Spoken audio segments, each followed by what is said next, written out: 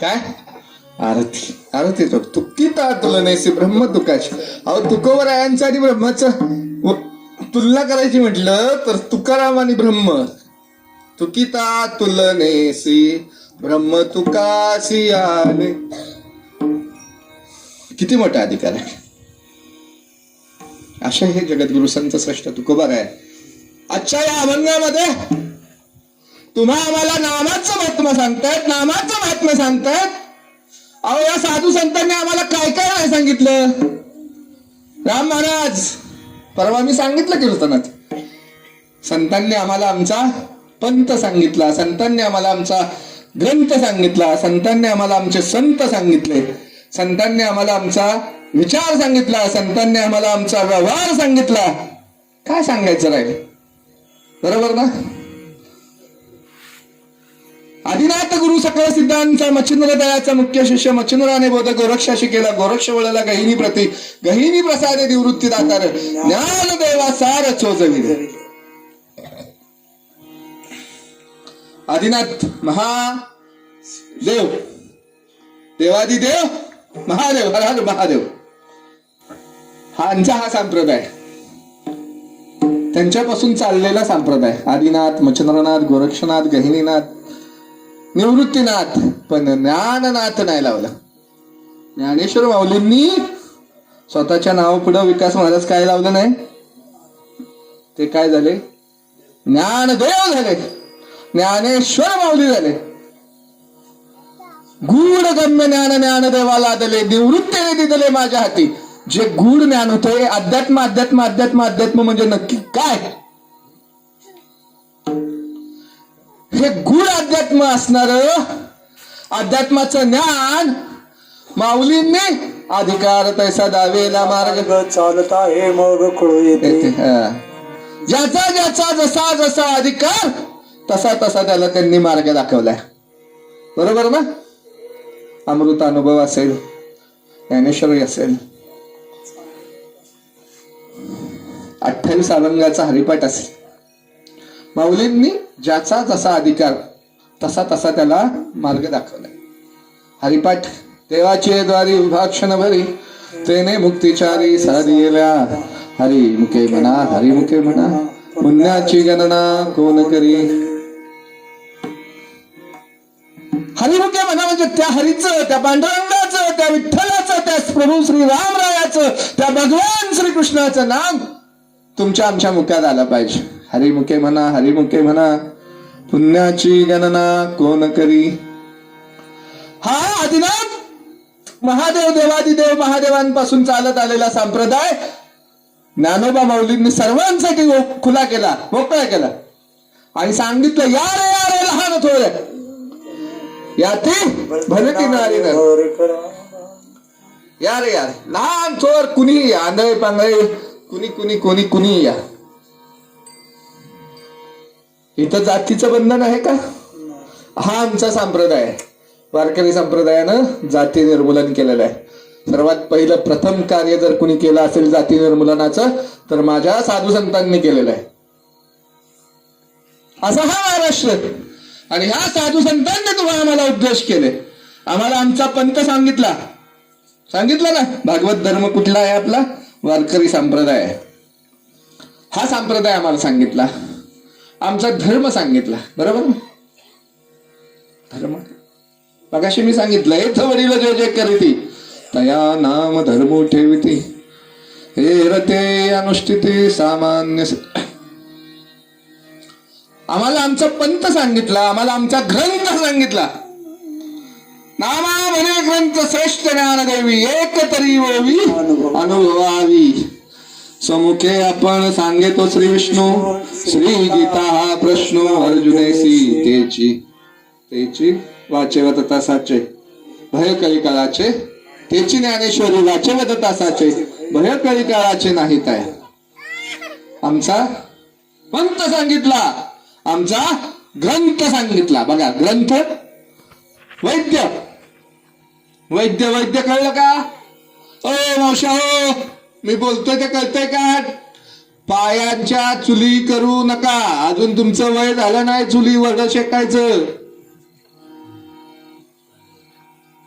सुखासनात बसा मांडी घालून. म्हणतील हे गावडं लयच आगाव आहे. असो, कळवळा येतो, बाकी काय. वैद्य वैद्य अनेक असतात, पण वैद्यराज एकच. बरोबर ना? राजवैद्य एकच, वैद्यराज एक. तसे ग्रंथ अनेक आहेत, पण ग्रंथराज. आमच्या पारायणामध्ये आपण लिहित असतो ग्रंथराज श्री ज्ञानेश्वरीचं पारायण. म्हणजे साधू संतांनी आम्हाला आमचा देव सांगितला, साधू संतांनी आम्हाला आमचा धर्म सांगितला, साधू संतांनी आम्हाला आमचा पंथ सांगितला, साधू संतांनी आम्हाला आमचा ग्रंथ सांगितला. हे टोपे, खूप खूप सोपं करून सांगितलं साधू संतांनी आम्हाला. आम्हाला आमचा व्यवहार सांगितला. व्यवहार काय? व्यवहार सांगितला, जोडून या धन उत्तम व्यवहारे, उदास विचारी वेच करी. काय सांगितलं महाराज?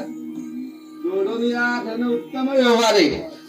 उत्तम व्यवहार, तुमचं आचरण, तुमचं वर्तन, तुमचं बोलणं, तुमचं चालणं हे उत्तम असलं पाहिजे. आणि त्याच्यामुळे तुम्हाला जे मिळणार आहे ते धन, पैसा नाही. जोडून या धन उत्तम व्यवहारे, उदास विचारे वेच करे. अजून काय सांगायचं? संतांनी तुम्हाला आम्हाला अजून काय सांगायचं?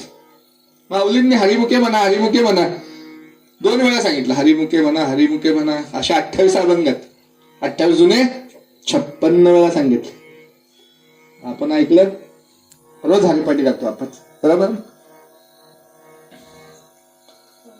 तुकोबारायांचा अभंग आहे, हरी हरी तुम्ही म्हणारे तुटईला. वेळोवेळा म्हणाय सांगितलंय, पण आम्ही नाही. आम्हाला तिकडे देणं घेणंच नाही. बरोबर ना? आज आज आज मला श्री शिवप्रतिष्ठान हिंदुस्थानच्या कार्यकर्त्यांनी बोलवलं. त्यामुळे असं वाटत होतं की आज या प्रांगणात, या नामयज्ञामध्ये मला तरुणांची संख्या अधिक दिसेल. पण दुर्दैवानं ते इथं दिसलं नाही. अपेक्षित होतं मला, कारण हे तुमच्या वयाच्या माणसांचं हे काम नाही आता बाबा. तुमचं मार्गदर्शन आता आहे. पण इथं नाचू कीर्तनाच्या रंगी ज्ञानदीप लावू जगी हे म्हणण्यासाठी तर भाग्यवंत नटे हरी कीर्तन. हे लॉकडाऊन मध्ये गेलेले, बाद झालेली माणसं इथं कामाचे नाहीत. इथं नवीन इंजिन पाहिजे. ढोल करणारं इंजिन आता संपलं. त्यांनी आपलं खाट्यावर बसून शांतपणे मार्गदर्शन, घरच्यांना उपदेश ते करावं. बरोबर ना बाबा? चुकतंय का काय? इथं तर पाहिजेत, बरोबर ना? पण ही नाचतात तुझ्या पुढे. निवृत्ती महाराजांसारखं आपल्याला करता येत नाही. नाचू कीर्तनाच्या रंगी, नाचू कीर्तनाच्या रंगी.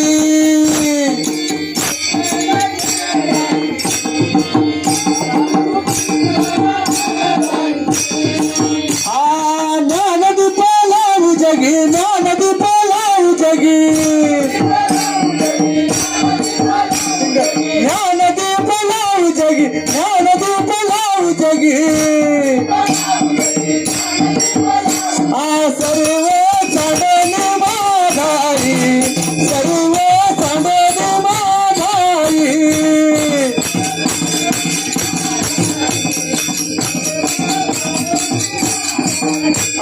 वाचन कल घुमाई, वाचन कल घुमाई, वाचन कल घुमाई. सर्व चांदण माधाई, सर्व चांदण माधाई, माधाई, सर्व चांदण माधाई. टाळ्या वाजवताय का सगळेजण? पुढच्या जन्मात बेडूक आला इथनं बोलतोय मी. तुम्ही कीर्तन चालू व्हायच्या आधी सगळ्यांनी मान्य केलं होतं, ज्या ज्या वेळेस भजन होईल त्या त्यावेळेस मुखात नाम, हातानं टाळी करा. ह्या वचनाचं पालन केलं नाही तर पुढच्या जन्मी डराव करायला लागेल. पसाल्या एखाद्या तळ्यात किंवा दगडी खाली. चालतंय का? चालेल? हो म्हणतात. जागे आहे का तुम्ही? 16वं वरीस धोक्याचं म्हणतात. कशाला 16वं वरीस धोक्याचं? आमच्या पुण्यश्लोक छत्रपती श्री शिवाजी महाराजांनी रायरेश्वरावर 1645 साली आपल्या वयाच्या 16व्या वर्षी हिंदवी स्वराज्याची शपथ घेतलेली आहे. 16व्या वर्षात माऊलींनी ज्ञानेश्वरी सारखा ग्रंथ तुम्हाला मला दिलेला आहे. 16व्या वर्षामध्ये धर्मवीर छत्रपती श्री संभाजी महाराजांना 8 भाषा अवगत होत्या. काय करता येत नाही 16व्या वर्षामध्ये?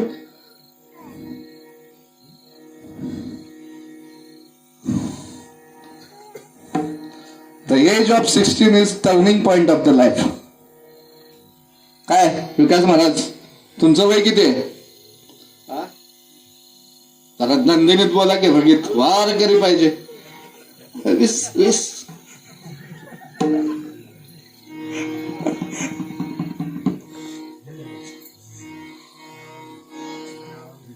पक्वाचा किस काढला पाहिजे 20व्या वर्षी. काय महाराज, बरोबर आहे का? घाम फुटला पाहिजे दनाने विटा काढून.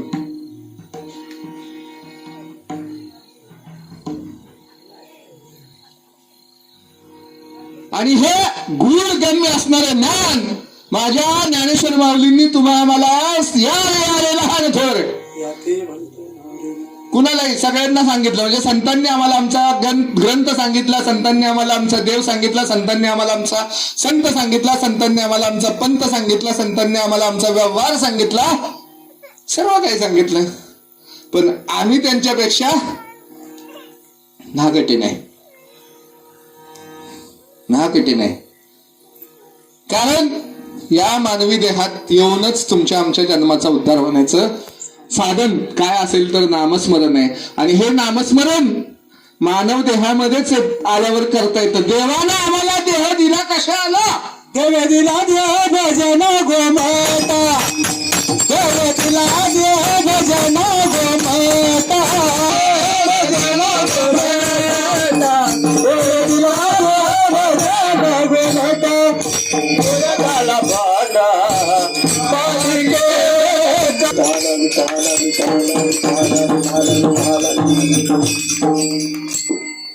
देव दिला देह भजना गोमटा, तो हा झाला फाटा बाधिकेचा. भजनानं देवानं आम्हाला देह कशासाठी दिला? देवानं आम्हाला देह कशासाठी दिला सांगतो. कशासाठी दिला?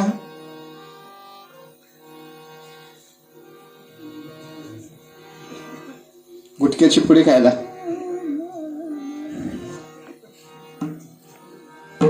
सिगरेट ओढायला, तंबाखू खायला,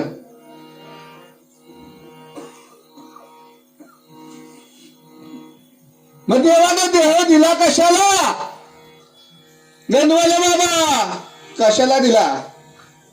देवाने मानव देह तुम्हा आम्हाला कशाला दिला? भजनासाठी. आपण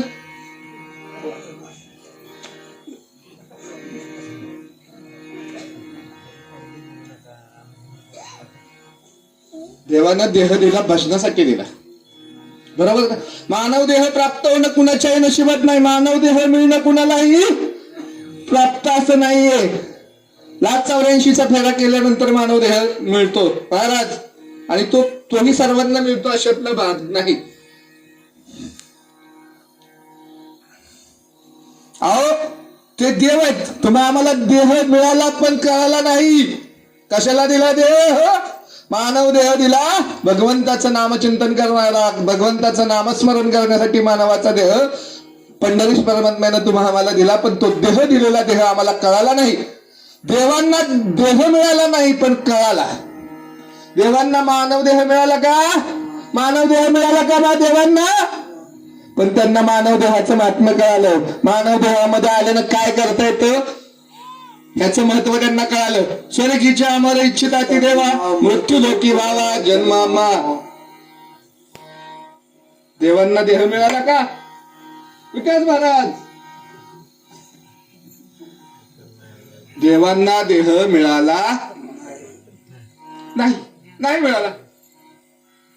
पशु पक्ष्यांना देह मिळाला का मानव देह? पशु पक्ष्यांना मानव देह मिळाला का? त्यांना कळाला का मानव देह? म्हणजे पशु पक्ष्यांना मानव देह मिळाला पण नाही आणि कळाला पण नाही. मला सांगा बरं, आपल्या सूर्याच्या वाडीमधले 4-5 बैल एकत्र आलेत आणि गावच्या पारावर बसून म्हणतात की आपण आज संध्याकाळी गावाच्या मंदिरात भजन करूया. बैल बैल बैल कीर्तनात येतात का? गाढवं कीर्तनात येतात का? मग कोण कीर्तनात येत नाही? कोण कीर्तनात येत नाही?